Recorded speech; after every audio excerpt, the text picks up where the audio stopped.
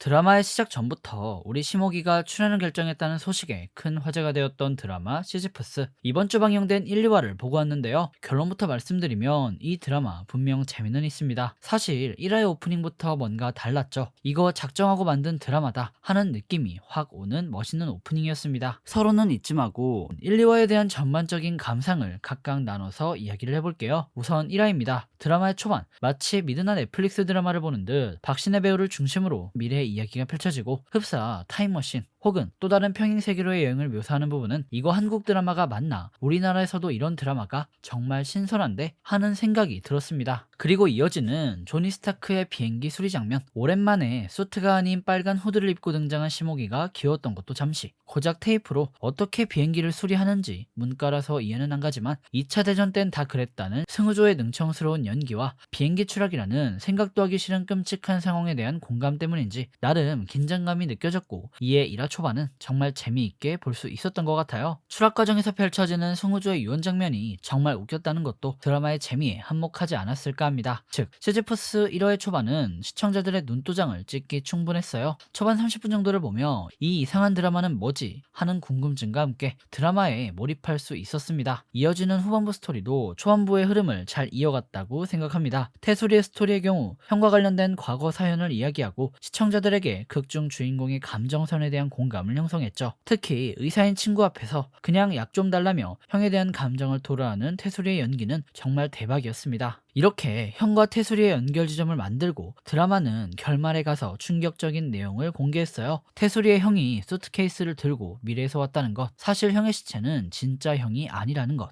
그리고 이러한 반전은 태수리와 형의 스토리 사이에 서해의 스토리를 집어넣으며 밀도가 높아졌다고 생각합니다. 어떠한 이유로 태수리를 지키려고 미래에서 온 것처럼 보이는 서해, 수트케이스를 열어보지 말라는 충고, 태수리와 그의 형, 그리고 정체불명의 서해, 이렇게 세 인물이 수트케이스라는 공통 접점으로 연결되었고 드라마의 결말에 가서는 마치 판도라의 상자처럼 절대 열어보지 말라는 수트케이스가 열리며 모든 사건의 시작을 예고했습니다. 동시에 수트케이스가 열리며 화면이 어두워지는 인상적인 엔딩은 드라마의 전반적인 상황에 대한 여러 궁금증을 들게 만들었죠. 서해는 뭐지? 수트케이스가 뭔데? 어떠한 임무를 부여받고 온 건가? 형은 또 정체가 뭐야? 미래에 갔다 온 건가? 왜 다시 왔지? 혹시 빌런인가? 형은 수트케이스만 남기고 어디로 사라진 것인가? 즉 1화를 보며 들었던 가장 큰 생각은 드라마가 광고를 정말 잘한다는 겁니다. 다소 어렵고 이해는 안 될지라도 시청자의 호기심을 자극한 부분이 많아서 1화를 본 사람들은 2화를 볼 수밖에 없었을 거라고 생각해요. 저 또한 여러 궁금증에 2화를 시청했습니다. 그런데 이번 2화는 뭔가 별로였습니다. 정확히는 그게 전반적인 내용에 대해 파악할 수 있는 이렇다 할 사건이 없었고 때문에 도대체 무슨 내용인지 모르겠어요. 보통 2화를 보면 대략 어떤 이야기를 할 것이라는 가닥이 잡혀야 하는데 가닥이 잡히지 않습니다. 한마디로 일전에 TVN에서 방영했던 드라마 낮과 밤과 유사한 느낌이 든다는 것이죠. 분명 드라마가 약간 어려운 편입니다. 하지만 이상한 건 드라마를 보다 보면 시간이 금방 지나간다는 겁니다. 분명 어려운 드라마인데 몰입감이 있다. 역설적이지 않나요? 아마 이 부분은 배우들의 연기 때문이라는 생각이 들어요. 1, 2화의 방영분의 거의 70%가 조승우였다는 점을 생각하면 드라마가 굉장히 똑똑했다고 생각합니다. 다소 어렵고 난해한 내용일지라도 토니 스타크로 밍의한 조승우의 연기력과 그가 연기하는 캐릭터의 당당하고 앙칼진 매력 등이 드라마의 난해함을 상쇄시켜주는 것 같아요. 그리고 이번 2화에서 서해 스토리가 본격적으로 등장하며 드러났던 중년 배우들의 연기도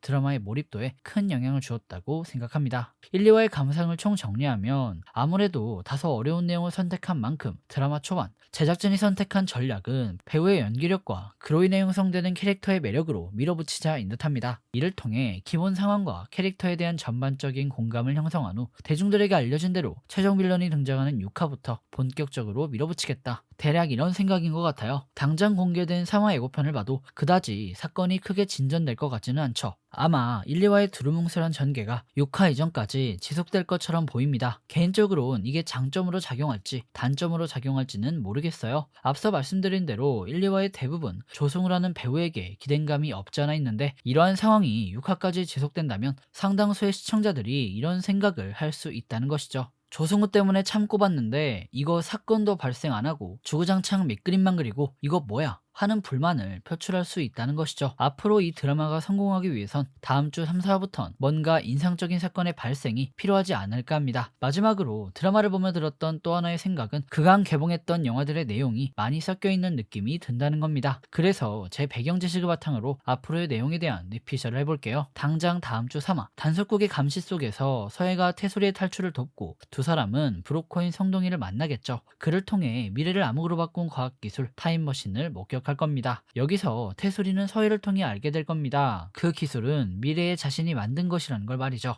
그리고 밝혀지는 또 하나의 진실. 태소리가 발명한 타임머신 기술이 머지않은 미래의 회사 이사들에 의해 돈벌이 수단으로 사용되고 있다는 겁니다. 일어나던 미래에서 과거로의 업로드가 그것이죠. 퀀텀 앤 타임 임원진들은 회사에 출근도 안 하는 대표를 몰아내고 타임머신 기술까지 빼앗았던 겁니다. 그리고 태소리가 사라진 퀀텀 앤 타임은 황폐화된 미래의 지구에서 평화로웠던 과거로 가고자 하는 사람들에게 돈을 받고 과거로 업로드를 시켜주며 이윤을 추구하고 있었던 것이죠. 하지만 미래의 사람들이 과거로 넘어가며 시간의 균열이 생겼고 이것이 마음에 들지 않았던 사람이 있었죠. 바로 6화에 나온다는 최종 빌런일 겁니다. 아마 시간여행자를 잡는 단속국을 만든 사람도 6화의 최종 빌런이겠죠. 미래에서 과거로 넘어와 현재의 사람들에게 정보를 주어 시간의 순행을 유지하기 위해 힘쓰는 사람, 시간의 균열을 설명하고 단속국을 조직할 만한 공신력이 있는 사람, 과연 그는 누구일까요? 다소 허무맹랑한 뇌피셜이지만 저는 한태솔 자신이지 않을까 합니다. 즉 조승우가 미래의 자신과 현재의 자신 총 1인 2역으로 출연한다는 것이죠. 그리고 여기서 변수는 바로 서해라는 인물일 겁니다. 지난 1화 서해 아버지가 말했죠. 한태수를 만나지 말라고, 사람들을 보거든 도망가라고, 정체를 들키지 말라고. 즉 미래에서 온 사람들은 어찌되었든 정체를 들키면 안 됩니다. 이유는 단 하나죠. 삭막한 미래와는 다른 과거에서 살아가기 위해. 한태수를 만나지 말라는 것도 그를 만나게 되면 타임머신의 존재가 알려질 것이고 이를 통해 미래가 바뀌면 자신들이 사라질 수 있기 때문이죠. 하지만 이라에 나왔듯 엄마를 살리기 위해서인지 서해는 현재에 개입하기 시작했습니다. 태수리와의 인연을 만들었죠. 즉